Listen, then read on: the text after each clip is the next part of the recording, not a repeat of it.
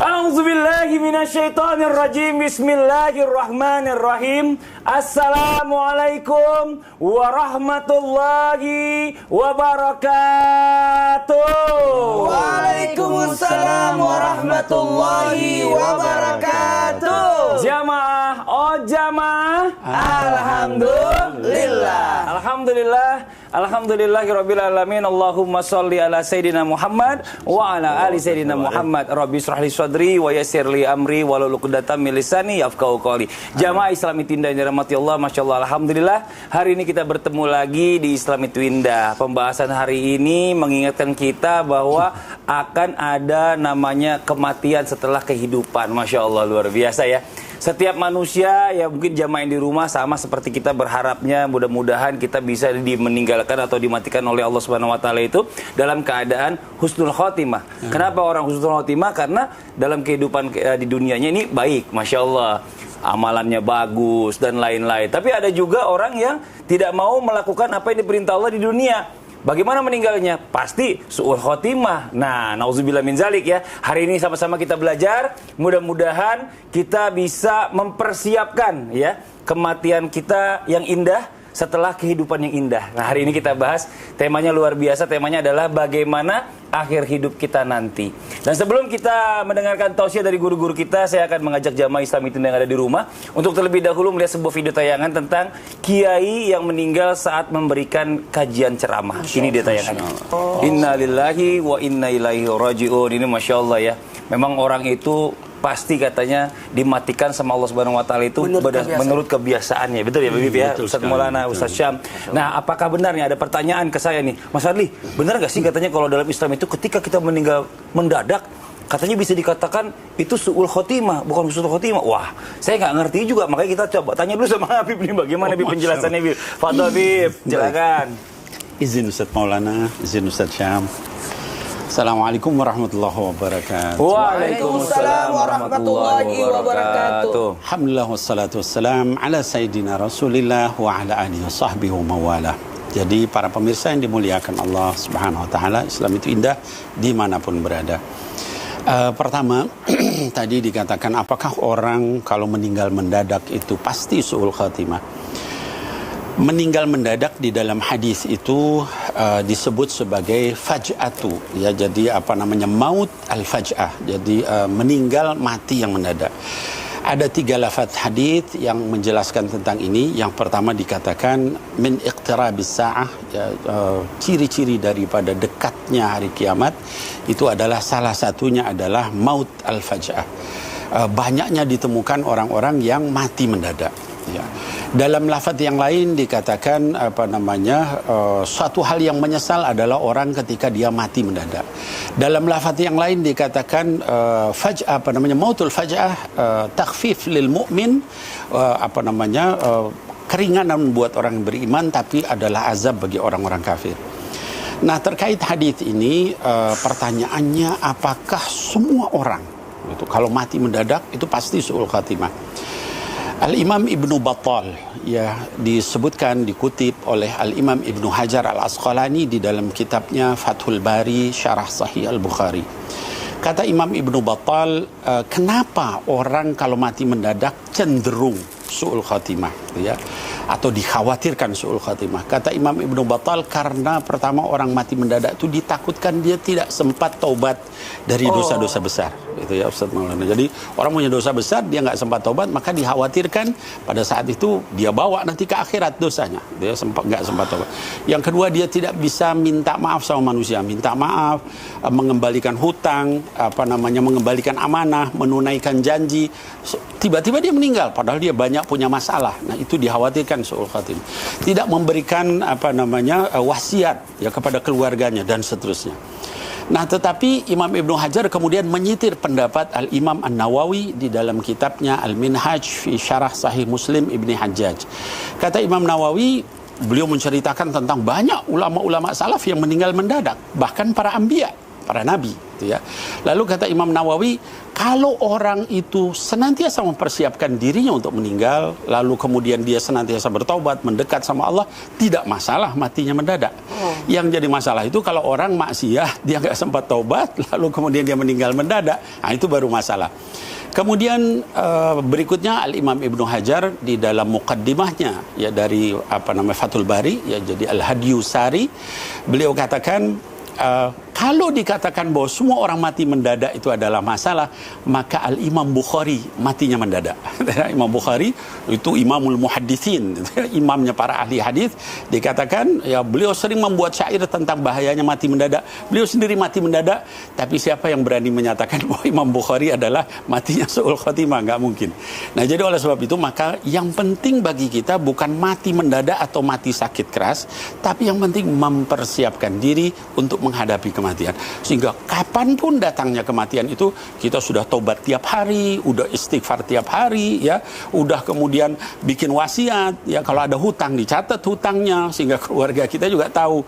Kalau misalnya ini minta maaf sering-sering sama orang ya, kalau janji kita tunaikan, sehingga kapanpun kematian itu menjemput kita sudah siap. Masya Allah. Terima kasih banyak Habib. Jadi sama-sama. Bukan berarti juga dikonotasikan secara singkat ya. Maksudnya orang yang meninggal mendadak itu pasti su'ul khotimah. Enggak, tergantung. Masya Allah, tergantung amal perbuatannya. Para nabi juga banyak yang meninggal mendadak. Betul orang yang namanya kena penyakit jantung nggak pakai tawar-tawaran itu, langsung meninggal mendadak. Contohnya juga ayah saya begitu. Masya Allah, luar biasa. Tapi kita tahu kalau misalnya orang-orang yang beriman itu setelah sholat aja wiridnya aja panjang, berarti kan mereka udah mempersiapkan yang namanya kematiannya. Nah, sekarang kita lanjut lagi nih, jamaah. Nah, ini ketika seorang muslim yang meninggal nih secara mendadak ini katanya ada terkait juga mungkin dengan dosa-dosa sebelumnya. Nah, ini hubungannya seperti apa nih Ustaz Syam? Mohon izin penjelasannya Ustaz Syam. Baik, saudara. Nabi guru Nabi Maulana serta guru-guru kami yang dimuliakan Allah Subhanahu wa taala. Alhamdulillahirabbil alamin wassalatu wassalamu ala asyrafil anbiya'i wal mursalin sayyidina Muhammadin wa ala alihi wa sahbihi ajma'in. Asbahna wa asbahal mulku lillahi rabbil alamin. Subhanak la ilma lana illa ma 'allamtana innaka antal alimul hakim. Rabbi shrah li sadri wa yassir li amri wahlul 'uqdatam min lisani yafqahu qawli waj'al li wazira min ahli. Amin amin amin ya rabbal alamin. Ba'da an naqul a'udzu billahi minasy syaithanir rajim. ما أصاب من مصيبة إلا بإذن الله ومن يؤمن بالله يهد قلبه اللهم ارحمنا بالقرآن. Ketika seorang yang beriman, apalagi dia telah menjaga dirinya menjadi seorang muslim, meninggal secara mendadak, apakah itu terkait dengan dosanya sebelumnya atau bagaimana? Tentu saja orang yang muslim artinya orang yang selamat. Tentu saja dia sudah menyelamatkan dirinya dari segala dosanya sebelumnya sebelum dia menghadap kepada Allah Subhanahu wa taala. Bukankah tadi telah disampaikan bahwasanya kematian mendadak bagi orang yang beriman adalah nikmat dan istirahat dari Allah Subhanahu wa taala. Kalaupun ada dosanya, bisa jadi beliau meninggal dunia setelah membersihkan daripada dosa-dosa yang pernah dia lakukan. Allah itu mengampuni dosa dari seorang hamba selama hamba tersebut meninggal dunia. Kata Nabi sallallahu alaihi wasallam, "Man mata wa huwa bari'un min thalath." Siapa yang meninggal dunia lalu dia terbebas atau terjauh daripada 3 hal, maka dia masuk surga. Siapa itu mereka? Yang pertama, bari'um minal kibr. Selama dia jauh daripada kesombongan, maka itu akan masuk surga. Selamat dia. Yang kedua, bari'um minal gulul. Jauh daripada penyakit hati. Kemudian, bari'um minad dain. Jauh daripada hutang piutang. Maka 3 golongan ini yang terhindar dari kesombongan, terhindar daripada penyakit hati, terhindar daripada hutang piutang, artinya lunas dulu hutangnya baru dia meninggal dunia, maka subhanallah ini adalah orang yang sudah selamat. Jadi kalau dikatakan apakah terkait dengan dosa sebelumnya atau seperti apa, tidak ada satupun dosa yang lolos daripada perhatiannya Allah Subhanahu wa taala. dari penglihatannya Allah, dari pendengarannya Allah. Allah Maha mengetahui, tidak ada satupun dosa yang tidak dibalas oleh Allah Subhanahu wa taala. Namun ternyata pembalasan ini hanya Allah yang tahu. Ada yang Allah balas di dunia, ada yang Allah balas nanti di alam kubur, ada yang Allah balas nanti mungkin di padang mahsyar, ada yang Allah balas mungkin nanti di nerakanya Allah Subhanahu wa taala. Makanya semua muslim pasti masuk surga, cuma ada yang transit dulu. Semua yang beriman itu pasti masuk surga, cuma ada yang transit dahulu. Yang kita inginkan, kita membersihkan diri sebelum kematian itu datang kepada kita. Maka subhanallah, kalau seorang muslim kematian mendadak baginya adalah terkait dengan dosanya, maka itu bukanlah terkait dengan dosanya. Kenapa? Karena Allah Subhanahu wa taala menunda seseorang hingga akhirnya datang padanya waktu yang telah ditentukan, dan itu hanya Allah yang tahu. Yang jelas, kalau dia beriman itu adalah istirahat dan kenikmatan, tapi kalau dia kafir, kematian mendadak adalah hukuman baginya. Wallahu taala alam. Makasih banyak Ustaz Syam. Jadi Fadli. kalau yang namanya orang mati mendadak ini, kalau dia beriman, ini suatu kenikmatan. Udah nikmat, udah. Gak nyusahin orang. Betul. Gitu ya kan? Nah, dengan sakitnya ini Masya Allah luar biasa. Nah, jangan salah persepsi dulu nih jamaah. Makanya kita lanjut lagi nih. Nah, tapi saya lagi mau ada pertanyaan buat Ustaz Maulana. Apalagi? Apalagi? Pasti pertanyaannya jebakan, Bib.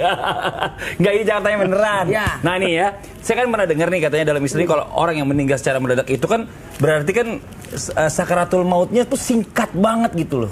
Kayaknya mungkin hampir boleh dibilang kayak nggak ngerasain sakitnya sakaratul maut, atau malah justru bertambah sakitnya. Saya nggak ngerti nih, karena kan udah meninggal nggak bisa ditanya lagi. Mau nih penjelasannya, silakan Ustadz. Pamer ya. Enggak, ini dari teman saya di Kalimantan. Izin Habib dan gantian Ustaz kemarin Sam. Bapak pakai. Saya belum. Bismillahirrahmanirrahim. Allahumma salli ala sayyidina Muhammad wa ala ali sayyidina Muhammad. Kullu nafsin zaikatul maut. Setiap yang bernyawa pasti akan mengalami proses kematian, proses sakarat. Siapapun, entah itu matinya mendadak maupun tidak mendadak, semua pasti mengalami yang namanya proses. Dalam hal ini satu keberkahan buat kita. Jikalau kita melihat orang lain yang sakarat, orang lain yang meninggal, orang lain yang ibaratnya mati mendadak, kita tetap berbaik sangka. Makasih banyak guru-guru kita, Masya Allah, Habib Nabil, Ustaz Sam, bahkan Mas Fadli mengantarkan buat kita untuk tetap berbaik sangka, tetap terhadap mati syahid. Betul. Tetap berbaik sangka. Bisa jadi dengan mati mendadaknya dia berarti tidak merepotkan keluarganya. Benar. Tidak merepotkan keluarganya. Bisa jadi dengan mati mendadaknya dia artinya dia sudah selamat karena memang dia muslim. Bisa jadi dengan mati mendadaknya dia artinya tidak artinya tidak bertambah penyakitnya. Dari hal inilah, karena tidak ada yang tahu tentang kematian, maka tetap kita berbaik sangka. Karena semua sudah diatur oleh Allah. Bahkan daun yang jatuh pun dari pohon itu sudah ditentukan oleh Allah kapan jatuhnya. Jadi apalagi yang namanya kematian, sudah diaturkan oleh Allah. Maka kita sebagai orang yang beriman, keyakinan kita bahwa orang yang mati mendadak itu bisa jadi bentuk kemudahan dari Allah. Luar biasa, mudah banget sakaratnya. Ya Allah, tadi pagi saya ketemu loh, kok tiba-tiba sudah tidak ada. Ya Allah. Dan makasih banyak kepada semua orang-orang di Indonesia ini, Masya Allah, tabarakallah. Kalau ada kematian cepat orang datang orang takziah tanpa dipaksa, tapi mereka semua berkumpul. Ini adalah bentuk bagaimana baik sangkanya orang tetap terhadap kematian walaupun itu dikatakan mati mendadak. Masya Allah, tabarakallah. Jadi gimana Ustadz terhadap mati mendadak? Apakah dia mendapatkan istirahat? Iya, istirahat dari kelelahan dari kehidupan. Istirahat. Bahkan orang yang mati mendadak ini kan kita tidak tahu kapan, di mana, bagaimana. 1, 2, 3. Kapan, di mana, bagaimana. 1, 2, 3. Kapan, di mana, bagaimana. Kapan kita mati, di mana kita mati, bagaimana kematian kita. Makanya Nabi Musa alaihissalam menganjurkan buat kita jangan berada di tempat maksiat, karena kita tidak tahu kapan kematian itu tiba. Bahkan ini pembelajaran. 5 menit, jangan 5 detik atau 1 detik setelah ini, kita tidak tahu. Apakah Mas Fadli duluan atau Ustadz Maulana yang duluan? Nggak juga sih, saya belakangan. Oh, enak aja memastikan dia belakangan. Kan? Jadi pembicaraan ini mengantarkan buat kita untuk satu, lebih siap siaga. Lebih siap siaga untuk senantiasa berada dalam, mohon maaf, astagfirullahaladzim, persiapan untuk menuju kematian. Betul tadi kata Habib Nabil. Apakah sudah siapkah? Nah, makanya nih buat jamaah Islami Twindah kita ini kadang-kadang suka mau pergi aja siap-siapnya luar biasa. Mau menuju kematian nggak ada persiapan. Kenapa sih? Kenapa? Kok aku kedinginan loh? Hah? Yang bener Ustaz? Ya. Lapar nggak rasanya? Lapar juga? Ya. Bener? Waduh, cepetan Ustaz, minta maaf sama saya. Minta maaf Ustaz sama guru-guru. Ih, minta maaf cepetan. Ih, cepet sebelum itu loh. Ayo cepetan minta maaf. Nggak begitu juga. Maksudnya ini saya kedinginan karena memang ini asasnya saya pas ke saya. Kita kan nggak tahu yang namanya kematian. Iya kan? Bisa aja hari ini, ada besok. tanda-tanda kematian itu. Terus tidak gimana? mungkin langsung meninggal orang. Ada tandanya. Oh gitu, Bapak udah nggak lapar lagi, udah nggak dingin lagi. Ya udah, ya mah Ustadz Maulana udah nggak kedinginan lagi. Kita lanjut lagi ya. Setelah yang satu ini di rumah jangan kemana-mana, tetap di Islami Twindah. Jamaah, jamaah. Alhamdulillah. Ada tanda kematian.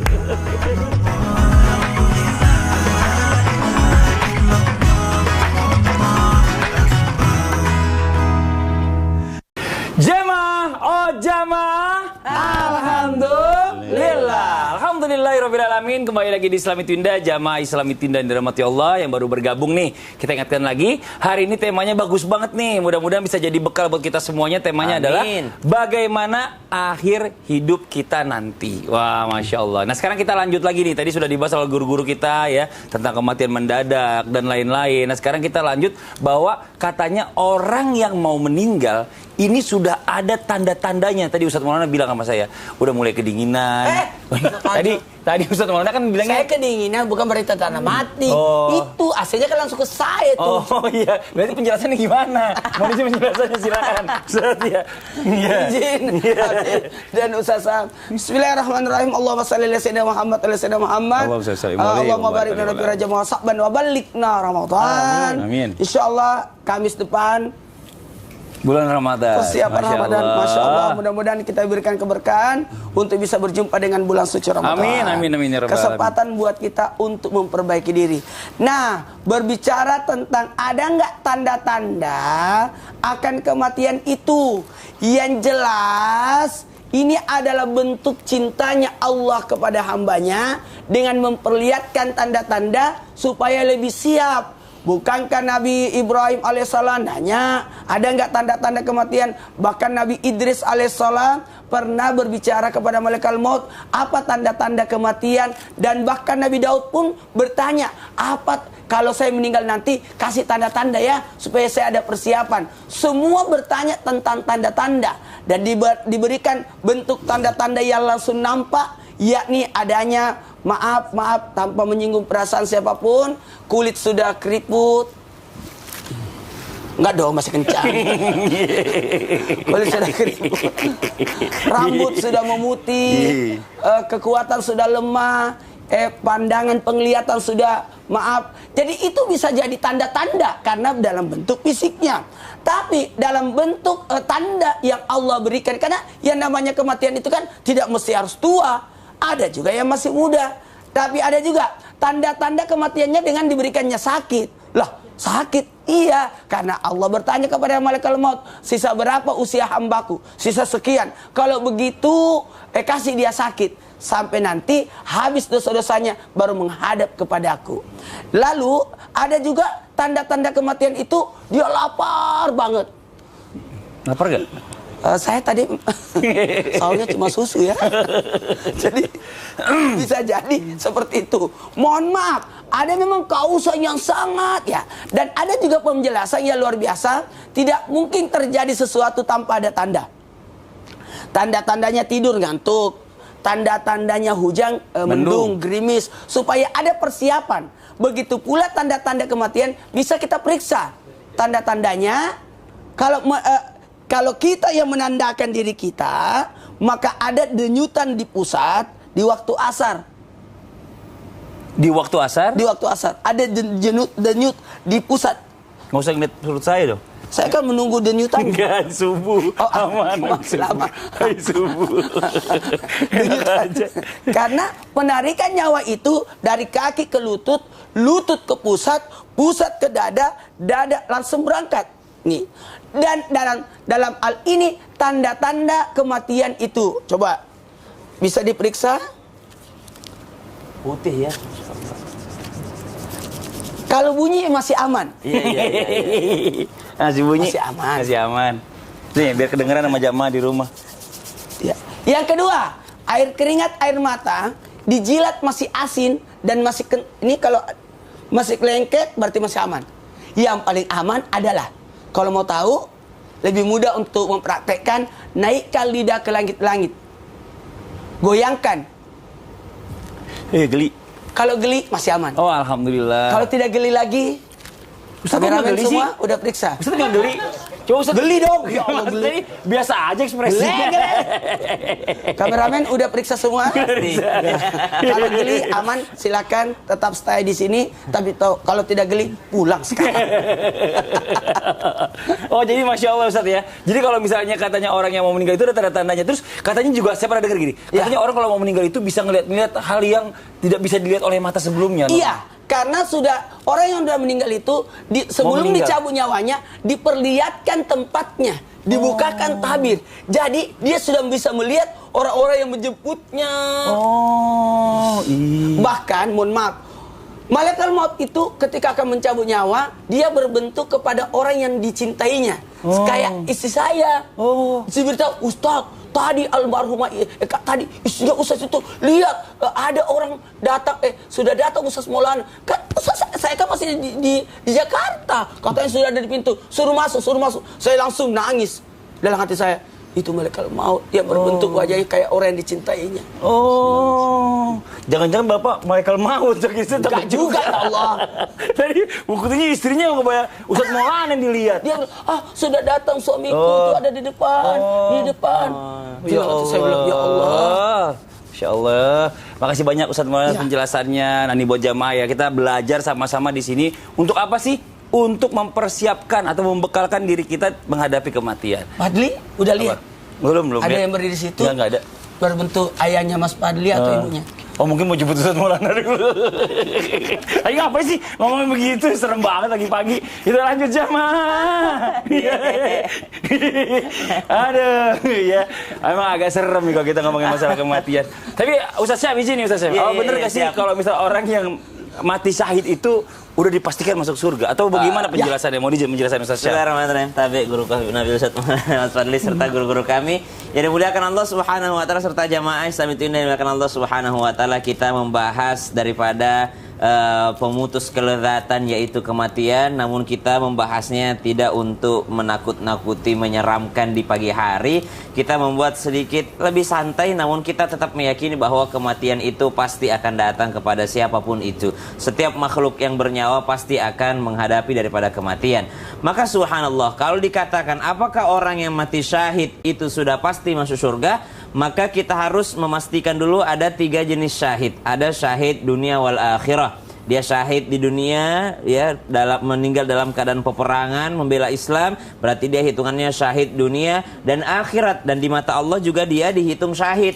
Ada orang yang syahid dunia tapi tidak akhirat. Ada orang yang tidak syahid dunia, ya hukumnya tidak syahid dunia. Misalnya dia adalah seorang yang sakit perut ataupun orang yang meninggal dunia dalam keadaan melahirkan. Subhanallah, itu kan hitungannya syahid akhirat tapi tidak terhitung syahid dunia. Maka subhanallah ada 3 jenis golongan ini yang nanti yang mana yang akan menjadi orang yang masuk surga tanpa hisab. Ternyata yang masuk surga tanpa hisab tadi adalah orang yang syahid dunia akhirat dan syahid akhirat. Ada orang yang tidak ternyata masuk surganya Allah Subhanahu wa taala, justru dihukum oleh Allah Subhanahu wa taala. Siapa mereka? Adalah orang yang syahid dunia saja. Kenapa? Dalam sebuah riwayat, orang yang pertama kali dipanggil oleh Allah Subhanahu wa taala nanti adalah seseorang yang ternyata ketika di dunia mendapatkan predikat syahid.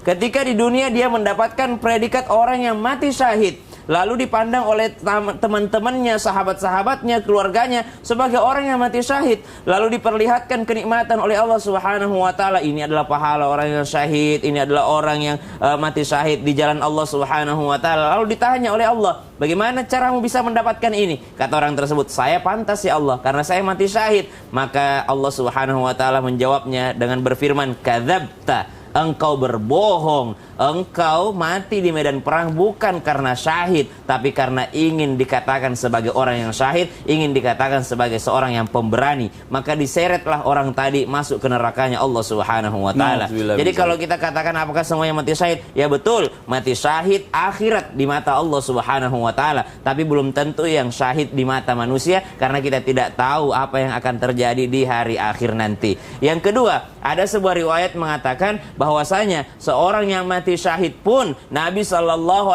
menunda, tidak ingin mensolati jenazahnya jikalau dia masih terlilit hutang atau masih ada sangkut pautnya dengan sesama manusia. Bahkan dia adalah orang yang mati syahid di medan perang. Jadi kalau dikatakan apakah semua yang mati syahid langsung masuk surganya Allah Subhanahu wa taala, ada yang ditangguhkan. Siapa itu? Yang tadi di awal kita bahas, yang ada kesombongannya, yang ada penyakit hatinya, dan yang terpenting yang ada hutang piutangnya. Subhanallah. Makanya diselesaikan di dunia, baru insya Allah akan lolos dia di akhiratnya Allah Subhanahu wa taala. Kalau orang mati suri, Ustaz Syam, katanya orang mati suri itu bisa ngelihat, kan kalau kita nonton ada tuh yang beberapa kesaksian orang-orang tuh yang cerita dia mati suri terus dikasih lihat neraka sama surga sama Allah.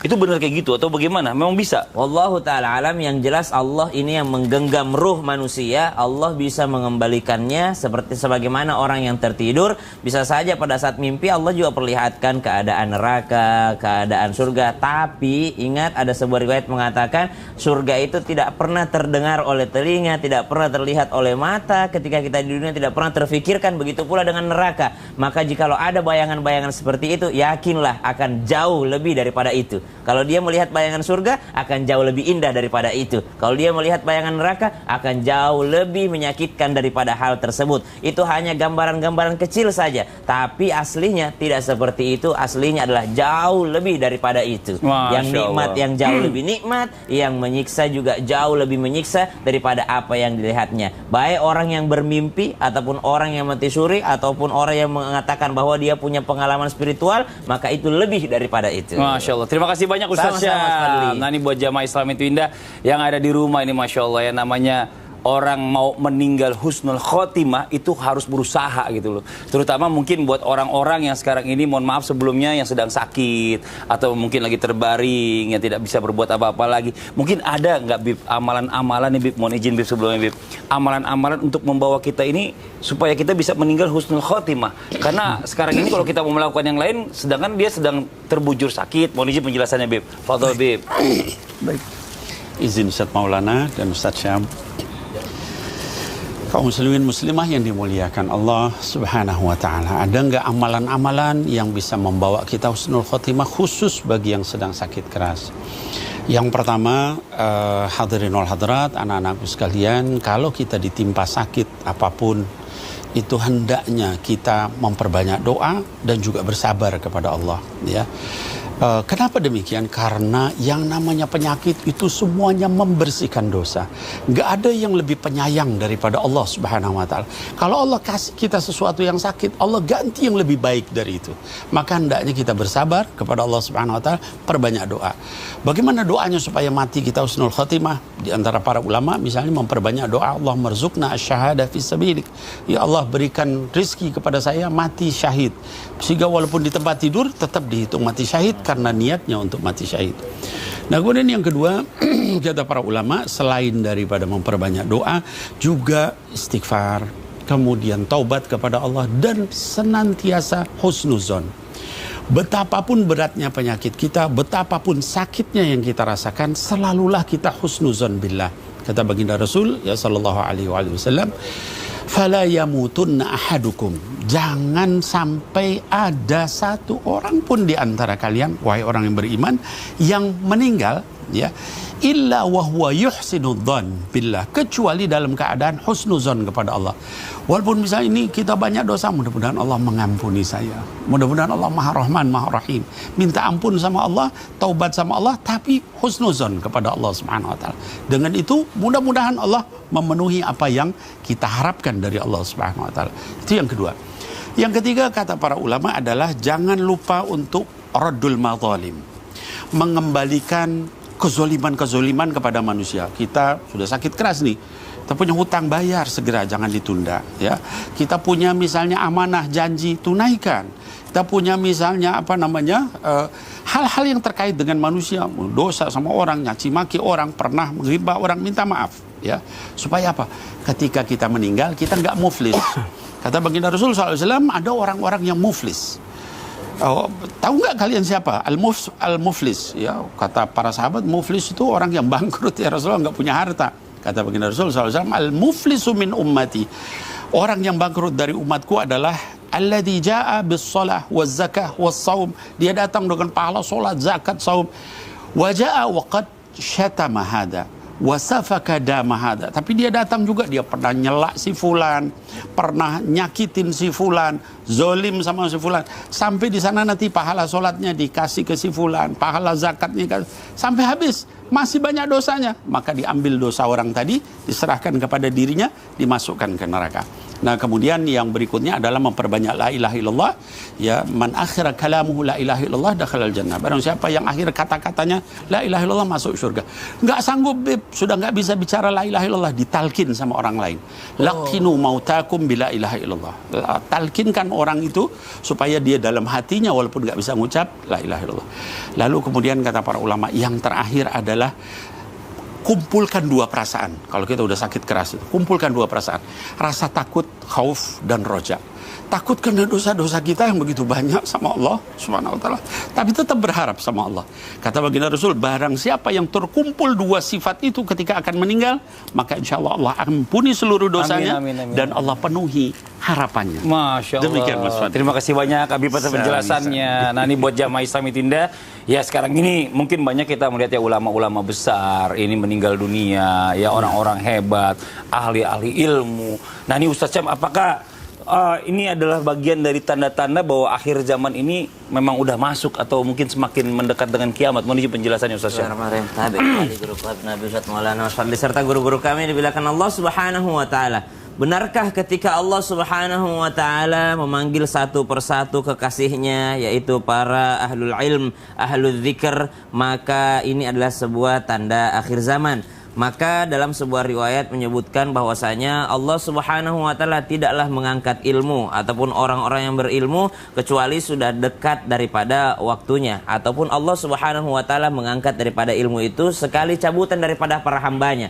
Akan tetapi Allah mengangkat ilmu dengan mewafatkan para ulama. Ketika tidak tersisa lagi seorang ulama pun, manusia akan merujuk kepada orang-orang yang bodoh.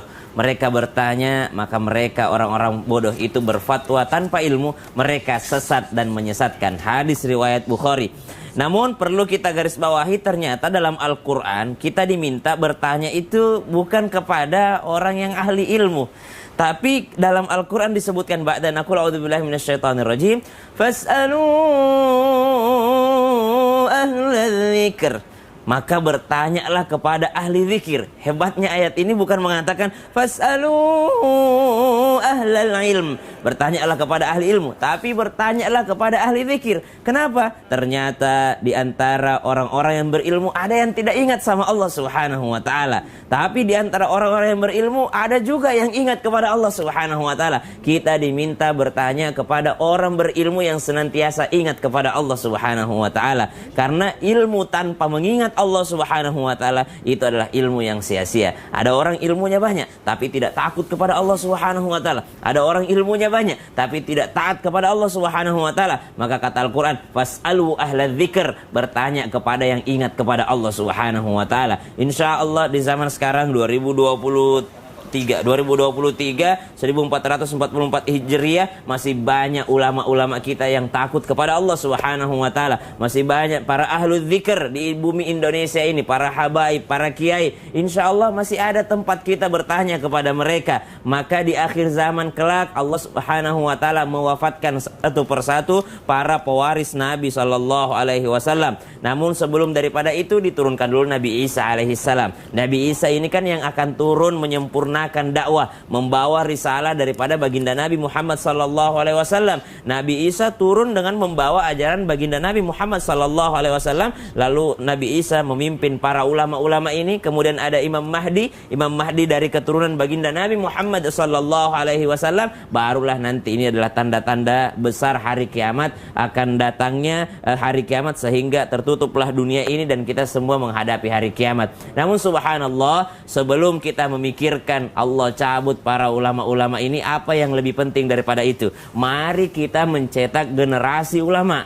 Mari kita mencetak anak-anak kita menjadi orang-orang yang ahlu dzikir tadi. Bukan hanya mereka menguasai ilmu, tapi mereka juga senantiasa takut akan aturan Allah Subhanahu wa taala. Banyak di antara kita sibuk mengejar untuk menguasai ilmu, tapi tidak mengejar untuk takut kepada Allah Subhanahu wa taala. Padahal dalam Al-Quran jelas-jelas dikatakan, fas'alu ahla dzikir, bertanyanya kepada orang yang ingat kepada Allah Subhanahu wa taala. Maka tugas para orang tua, para jamaah, bukan hanya ngajarin anak kita untuk ngafal Quran, bukan ngajarin anak kita untuk hafal hadis, tapi ajarkanlah untuk senantiasa ingat kepada Allah Subhanahu wa taala. Ajarkanlah untuk senantiasa takut kepada Allah Subhanahu wa taala. Orang hafal Quran tidak takut sama Allah Subhanahu wa taala, maka Al-Qur'annya justru menjadi daripada hujjah, justru menjadi daripada yang akan menuntutnya di hari kiamat, tidak menjadi syafaat baginya. Orang yang mungkin hafal hadis hanya untuk menjatuhkan orang lain, ada orang yang berusaha menjadi seorang ulama biar dikatakan dia adalah seorang yang alim, maka ini juga adalah orang-orang yang justru sesat menyesatkan. Ada orang minta fatwa, Ustadz fatwanya ini apa ya? Tergantung kau mau fatwa yang haram atau yang halal nih. Subhanallah. Jadi menjadi bagi apa dirinya? Sesuatu yang justru memberatkannya. Maka ahlul dzikr, ahlul ilm, insya Allah menjadi orang yang selamat, dan saat ini masih banyak orang-orang seperti ini insya Allah. Wallahu ta'ala. Makasih banyak Ustaz Syah. Sama-sama.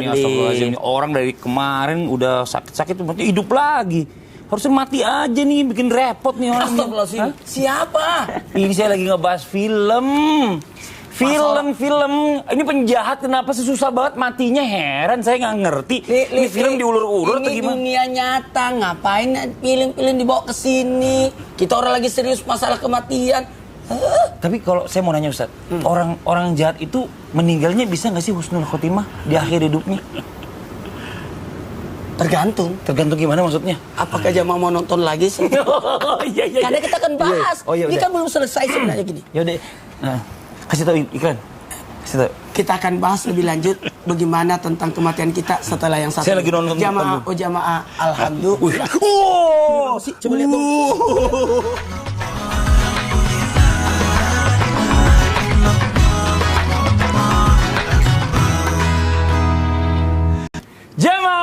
Jamaah, alhamdulillahirobbilalamin. Kembali lagi di Islam Itu Indah, masih membahas tentang tema kita pagi hari ini, bagaimana akhir hidup kita nanti. Nah, buat jamaah Islam Itu Indah yang ada di rumah, bagaimana dengan orang-orang yang mungkin kita kenal, yang kita lihat, apakah itu tetangga, saudara, teman baik, sahabat. Itu kalau misalnya seandainya hidupnya ini dulunya nggak taat kepada Allah, bisa nggak sih meninggalnya husnul khotimah? Nah, coba kita tanya sama guru kita nih, Habib Nabil. Mohon izin Bib, penjelasannya Bib. Fadhol Bib. Baik. Ustaz Maulana izin, Ustaz Syam. Kaum muslimin wal muslimah sekalian, dimanapun berada, pemirsa Islam Itu Indah Trans TV. Bagaimana orang yang punya dosa, bahkan dosa-dosa besar, ya, apakah bisa dia husnul khotimah meninggal? Dalam hadis sahih yang diriwayatkan oleh Imam Bukhari dan Muslim, di dalam kedua sahihnya dikatakan, dikisahkan pada umat dahulu kala sebelum zaman Rasulullah SAW, ada seorang laki-laki yang membunuh 99 orang. Ketika dia sudah membunuh 99 orang, maka kemudian dia datang ke seorang rahib. Rahib itu ahli ibadah. Lalu dia nanya, saya membunuh 99 orang, masih ada kemungkinan gak Allah ngampuni saya? Lalu kata rahib itu benar-benar jumlahnya 99. Iya, 99. Oh, nggak mungkin diampuni. Dibunuhnya rahib itu jadinya 100. Genap 100. Ketika sudah 100 dibunuh, kemudian dia datang lagi ke tempat rahib yang lain. Katanya ada rahib orang soleh, ngerti tentang kitab, maka dia datang, nyampaikan begitu. Kata rahib yang kedua ini, bisa diampuni oleh Allah SWT. Bisa, betul diampuni. Dengan syarat, kamu pindah dari tempat kamu ke negeri sana, di mana di situ banyak orang-orang soleh, kamu tinggalkan teman-teman kamu yang tidak baik, itu lingkungan kamu juga. Maka orang itu berangkat, di tengah jalan meninggal. Ketika meninggal, terjadi perselisihan antara malaikat rahmat dengan malaikat adab. Kata malaikat adab, ini orang bunuh 99 orang, ya bahkan 100 orang, dia belum sampai ke situ, bagian saya. Kata malaikat rahmat, enggak, dia sudah niat kuat, bahkan dia perjalanan ke sana, maka milik saya. Maka mereka ngadu kepada Allah, kata Allah Subhanahu wa taala, ukur bumi, ya. Lalu Allah memerintahkan kepada bumi untuk mendekatkan jarak kepada daerah yang baik itu. Maka diampuni oleh Allah Subhanahu wa taala orang ini walaupun sudah membunuh 100 orang. Jadi anak-anakku sekalian yang punya dosa besar, jangan pernah putus asa dengan rahmat Allah. Dalam hadis yang lain diriwayatkan oleh Imam Muslim dalam sahihnya, dia dikatakan ada seorang yang berzina pada zaman Nabi SAW. Kalau tadi sebelum zaman Rasul, ini pada zaman Rasul SAW. Lalu kemudian dirajam. Lalu datang seorang wanita, ya Rasulullah, bersihkan saya dari dosa. Saya yang berzina dengan laki-laki yang kemarin itu. Nah, maka kata Rasul SAW, ditanya, apa kamu hamil? Iya, wahai Rasulullah, saya hamil. Hamil di luar nikah. Maka kata Rasul SAW, tunggu sampai melahir. Ketika sudah lahir, wanita itu bawa anaknya. Bayangkan, 9 bulan. Kalau dia mau lari, secara hukum ini bisa lari. Ya. Berapa banyak orang yang sekarang berdosa, berzina berkali-kali, senyum-senyum, ketawa-ketawa, nggak taubat sama Allah. Ini wanita berzina sekali, tapi takutnya sama Allah. 9 bulan dia datang bawa anaknya masih bayi. Ya Rasulullah, ini anak saya. Susukan, kata Rasul. Haulaini kamilain, 2 tahun penuh penyusuan. Ya. Setelah 2 tahun kemudian, si terdakwa ini datang lagi, bawa anaknya sudah megang roti. Ya. Kata Rasul SAW kepada para sahabat, siapa yang mau merawat anak ini? Maka wanita itu dirajam. Ya, ketika dirajam, rajam itu lempari batu sampai mati. Itu orang yang berzina. Maka kemudian salah satu sahabat terkena darahnya. Ya, lalu sahabat itu memaki wanita itu. Kata Rasulullah SAW, jangan kamu bicara seperti itu. Sungguh wanita ini sudah bertobat, yang kalau tobatnya dibagikan kepada penduduk satu negeri, diampuni semua sama Allah Subhanahu wa ta'ala. Hadirin wal hadirat, hadis yang sahih. Apa yang bisa kita ambil ilmu dari ini semua? Menunjukkan kepada kita betapapun besarnya dosa kita. Jangan pernah putus asa dengan rahmat Allah. Ampunan Allah itu sangat besar. Ya ayyuhalladzina asrafu ala anfusihim la taqnatu min rahmatillah innallaha yaghfirudz dzunuba jami'a. Wahai orang yang sudah sangat melampaui batas dengan diri mereka sendiri, jangan pernah putus asa dengan rahmat Allah, karena Allah mengampuni semua dosa. Jadi jangan putus asa. Husnul khotimah bisa kita capai. Bisa dicapai. Jadi rahmatnya Allah ini jauh lebih besar, ya kan? Kalau misalnya dosa-dosa kita ini, Masya Allah ya, kalau buat Allah ini kan masuk surga khusus khotimah atau su'ul khotimah kan hak prerogatifnya Allah. Persis. Jadi benar-benar Allah maunya kayak gimana, ya kita usahain aja lah. Walaupun mungkin kita juga bukan orang yang baik. Ini Masya Allah luar biasa. Makasih banyak Bib atas penjelasannya. Sekarang kita lanjut lagi buat jamaah Islam itu yang ada di rumah. Mungkin juga pengen dengar nih kisah ya. Mungkin sirah dari para nabi atau mungkin para tabi'in atau mungkin para sahabat Ustaz Syam yang mungkin ya diberikan sebelum meninggalnya ini ujian yang berat. Mohon izin penjelasannya Ustaz Syam, silakan. Baik, bismillahirrahmanirrahim. Habib Guru Habib Nabil Maulana Mas Fadli serta guru-guru kami yang dimuliakan Allah Subhanahu wa taala. Sebelum mencapai usia 60 tahun, Sayyidina Umar bin Khattab radhiyallahu anhu sudah senantiasa berdoa kepada Allah. Ya Allah, tulangku sudah rapuh, usiaku sudah mulai senja ya Allah.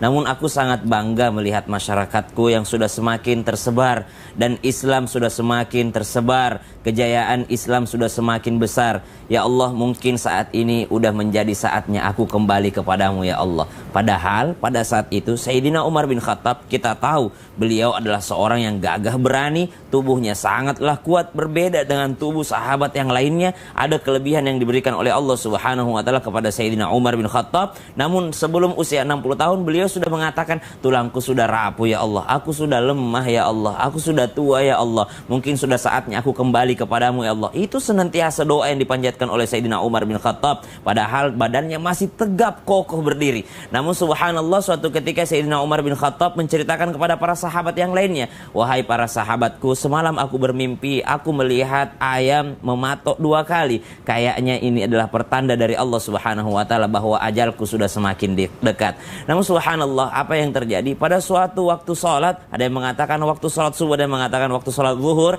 Sayyidina Umar bin Khattab telah memerintahkan para sahabat ketika sudah berdiri di tempat imam, Sayyidina Umar bin Khattab memerintahkan untuk meluruskan safnya, meluruskan saf dan merapatkan barisan untuk dilaksanakan salat berjamaah. Namun baru saja Sayyidina Umar bin Khattab melafazkan niat ataupun mengangkat tangannya, seorang Abu Lu'lu'ah langsung datang menikam daripada Sayyidina Umar bin Khattab. Terasa panasnya senjata dalam diri Sayyidina Umar bin Khattab. Ada tusukan hingga 4-6 kali yang membuat Sayyidina Umar bin Khattab pingsan, tidak langsung meninggal pada saat itu. Sayyidina Umar bin Khattab dengan pisau beracun yang telah disiapkan oleh Abu Lu'lu'ah melukai Sayyidina Umar bin Khattab sehingga Sayyidina Umar bin Khattab terjatuh dan pingsan pada saat itu. Ketika terbangun, alih-alih bertanya siapa yang membunuhnya, alih-alih bertanya siapa yang menusuknya, alih-alih bertanya di mana orang itu, Sayyidina Umar bin Khattab hanya berkata, apakah sholat sudah dilaksanakan? Karena saya khawatir umat Islam meninggalkan sholat. Subhanallah, seorang Sayyidina Umar bin Khattab telah terjatuh, telah pingsan,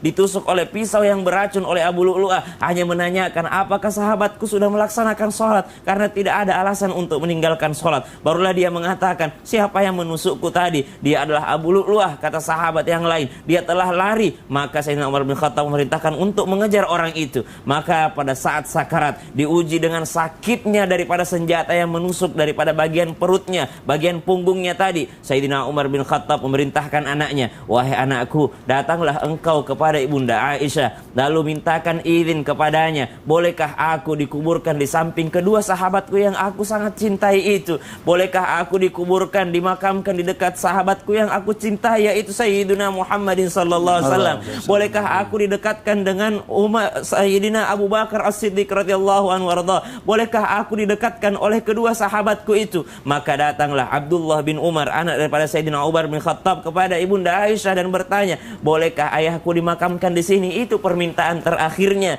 Dia ingin dimakamkan di antara kedua sahabatnya. Dia ingin berdekatan dengan dua sahabatnya, yaitu Sayyidina Muhammad SAW dan juga Sayyidina Abu Bakar As-Siddiq. Maka ibunda Aisyah pun memerintahkan untuk dimasukkan ke dalam, memberikan ataupun merelakan daripada tempatnya untuk Sayyidina Umar bin Khattab radhiyallahu anhu warda. Lihat bagaimana seorang sahabat Nabi sallallahu alaihi wasallam yang dikenal dengan kejayaannya, dengan kejujurannya, dengan ketakwaannya kepada Allah Subhanahu wa taala, juga meninggal dalam keadaan ditusuk orang, ditusuk oleh musuh Allah Subhanahu wa taala, seorang yang sangat benci dengan Islam. Jadi kita tidak bisa menghakimi orang, oh meninggalnya baik-baik saja, oh meninggalnya indah, oh meninggalnya enak sekali dia, subhanallah. Sayyidina Umar bin Khattab orang yang takwa sekali sama Allah Subhanahu wa taala, bahkan harus mati dalam keadaan seperti itu. Wallahu taala alam. Terima kasih banyak Ustaz Syam atas penjelasannya. Ini Masya Allah ya, sirahnya ini diceritakan Ustaz Syam, kita jadi membayangkan, sedih hati kita nih Masya Allah. Luar biasa. Nah, buat jamaah Islam itu indah. Nah, sekarang waktu kita menjawab pertanyaan-pertanyaan masuk yang dikirimkan oleh jamaah yang ada di rumah. Kalau gitu langsung aja kita masuk ke segmen Tanya Dong Ustaz. Kami semua tanya dong Ustaz. Kita langsung masuk ke pertanyaan dari Instagram hamba Allah.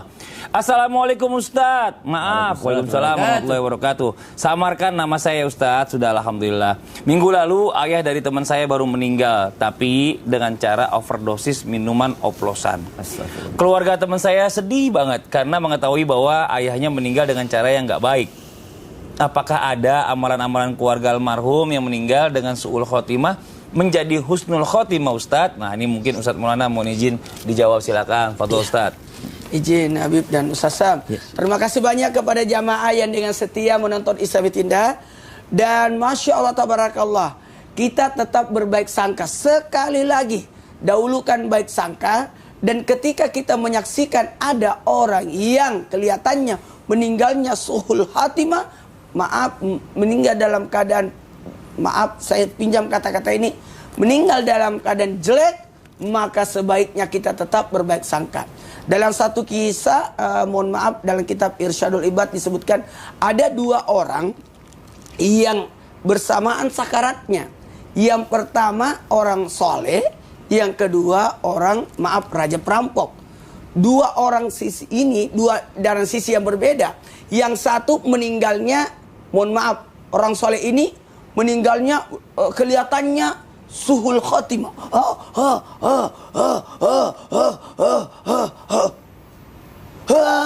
Tidak.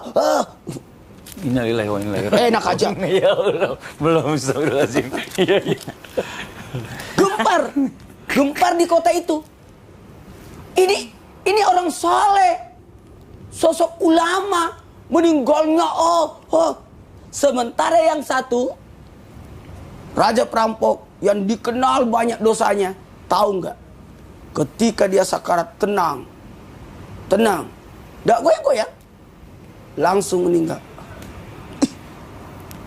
Kenapa itu? Gempar. Ini nih gimana nih? Hah? Mohon maaf, karena gemparnya sampai-sampai diizinkan oleh Allah untuk dibangkitkan 2 orang ini hanya untuk menenangkan keadaan saat itu. Maka ditanya, kenapa ya saya ketika sakarat kelihatan susah sekali? Apa jawab saya itu? Karena setan menggoda saya. Lalu saya berkata, tidak. Saya tidak tergoda sampai saya sakarat. Pertanyaannya, yang satu gimana? Kok tenang sekali, tidak goyang-goyang? Padahal dia banyak dosa. Dengan tenangnya dia meninggal. Apa jawabannya? Saya tidak bisa bergerak karena ada palu. Kalau kau bergerak, saya pukul kau sampai dicabut nyawa-nyawa. Jadi kita tidak boleh mengambil kesimpulan. Nah, pertanyaan tadi, gimana kelihatannya begini, overdosis sampai dia meninggal dalam keadaan ini? Apakah ada amalan? Ya sekali. Apakah ada amalan yang bisa kami lakukan keluarganya agar supaya dia jadi husnul khotimah? Jawabannya satu, dahulukan doa. Seseorang yang diangkat derajatnya disebabkan doa dari keluarganya. Semoga doa ini bisa merubah keadaan. Permohonan ditanya, kenapa saya bisa mendapatkan kemuliaan ini ya Allah?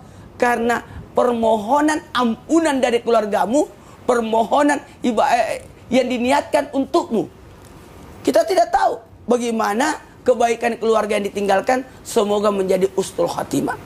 Apalagi bentuk sedekah, diniatkan jor-joran sedekahnya supaya bisa merubah. Ya Allah, mudah-mudahan semoga Allah, karena ini kita tidak tahu siapa yang mendapatkan kemuliaan. Apakah di akhirnya dihabiskan dosanya, siksanya sampai dia meninggal.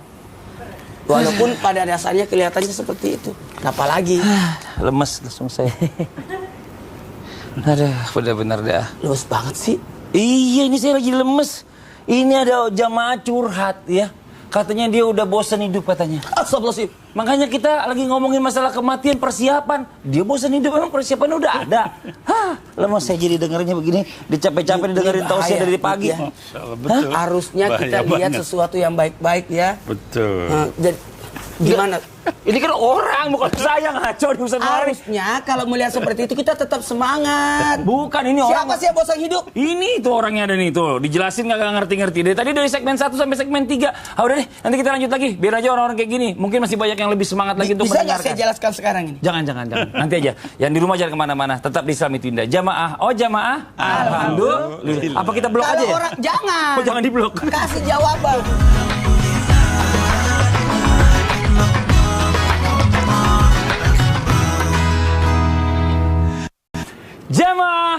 Jamaah. Alhamdulillah. Alhamdulillahirrabbilalamin. Kembali lagi di Islam itu Indah. Waktu kita kembali membacakan pertanyaan masuk yang ada di sosial media Islam itu Indah. Kalau gitu kita kembali ke segmen Tanya Dong Ustadz. Kami semua tanya dong Ustadz. Oke, kita lanjut lagi. Kasih kesempatan saya. Ini yang tadi tuh. Ini saya bacain ya.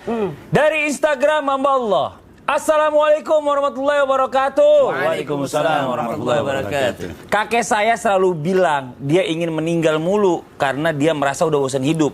Itu hukumnya dalam Islam gimana ya Ustadz?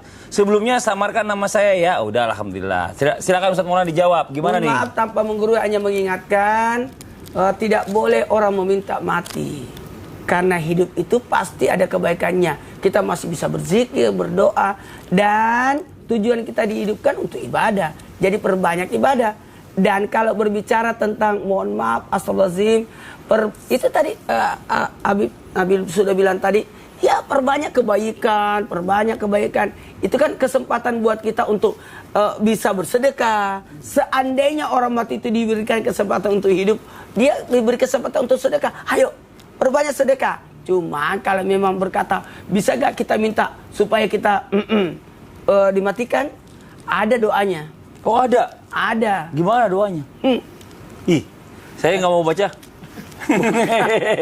Ustaz aja yang baca. Coba gimana? Allahumma awil alaina fi sakaratul maut. Ya Allah, mudahkanlah perjalanan sakaratul mautku.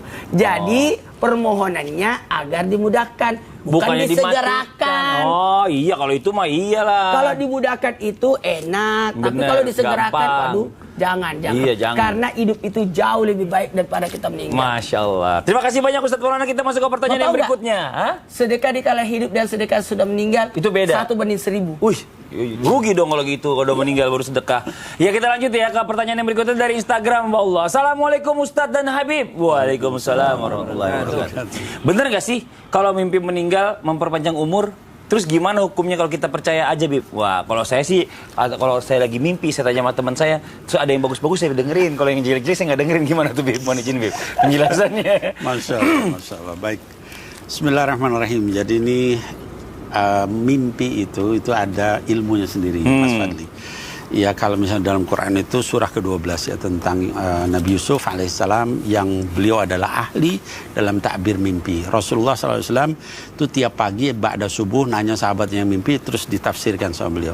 Ada seorang ulama namanya Muhammad bin Sirin ya atau Ibnu Sirin, ngarang buku, nulis buku namanya Al-Mu'jam fi Tafsir Al-Ahlam ya tentang tafsir mimpi.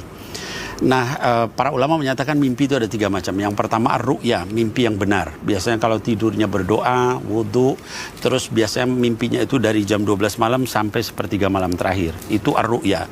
Yang kedua mimpi dari setan, yang disebut al-hulum, termasuk di dalamnya ihtilam. Maka kalau mimpi seperti itu kita disunahkan untuk meniup 3 kali ke kiri, lalu kemudian berdoa.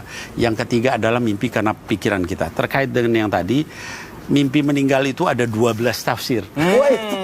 Jadi kalau mau ditanya gimana, waktunya nggak cukup jelasin semua. Baca aja di dalam kitab itu Tafsirul Ahlam karangan Ibnu Sirin. Oh, terima kasih banyak Habib atas penjelasannya. Ya, Masya Allah. Nah, buat jamaah Islam itu indah, yuk sama-sama yuk di tema kita pagi hari ini kita dengarkan muhasabah dari guru kita Ustaz Syam. Dilanjutkan mungkin doa. Silakan Ustaz Syam. Fadhol Ustaz Syam. Baik, bismillahirrahmanirrahim. Tabi guru-guruku. Jamaah Islam itu indah yang dimuliakan Allah Subhanahu wa taala. لقد كنت في غفلة من هذا فكشفنا عنك غطاءك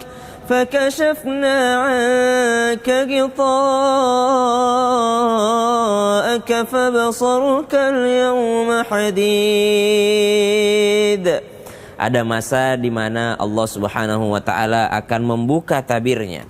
Menurut para mufassir, diantaranya adalah ketika seseorang telah menghadapi sakaratul mautnya, maka akan diperlihatkan tempat kembalinya. Apakah dia akan menuju kepada tempat kenikmatan yang abadi atau malah menuju tempat siksaan yang tiada hentinya.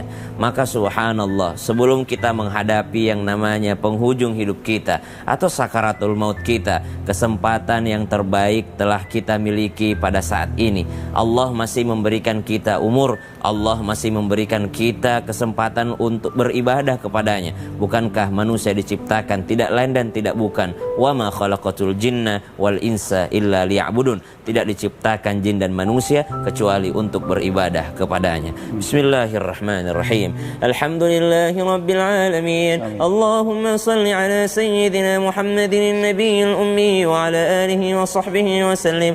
Allahumma barik lana fi syahri Rajab wa Sya'ban wa ballighna Ramadan bi sihhatin wa afiyatin wa rizqin wasi'ah. Ya Allah, panjangkan umur kami bertemu dengan bulan suci Ramadan ma'a ummahatina, bersama ibunda kami wa abaina dan bapak kami serta seluruh daripada orang-orang yang kami cintai. Apabila mereka sudah meninggal dunia, maka lapangkan kuburnya ya Allah. Jikalau sedang sakit, maka sembuhkan sakitnya ya Allah. Bisihhatin wa afiyatin wa rizqin wasi'ah, dan tambahkan rezeki kami untuk kami menambah sedekah kami di bulan suci Ramadan. Wa sallallahu ala sayyidina Muhammad walhamdulillahi rabbil alamin. Amin amin ya rabbal alamin. Masya Allah, alhamdulillah, demikianlah perjumpaan kita hari ini, semoga bermanfaat. Sekali lagi mohon maaf atas segala kekurangan. Wabillahi taufiq wal hidayah. Wassalamualaikum warahmatullahi wabarakatuh. Waalaikumsalam warahmatullahi wabarakatuh.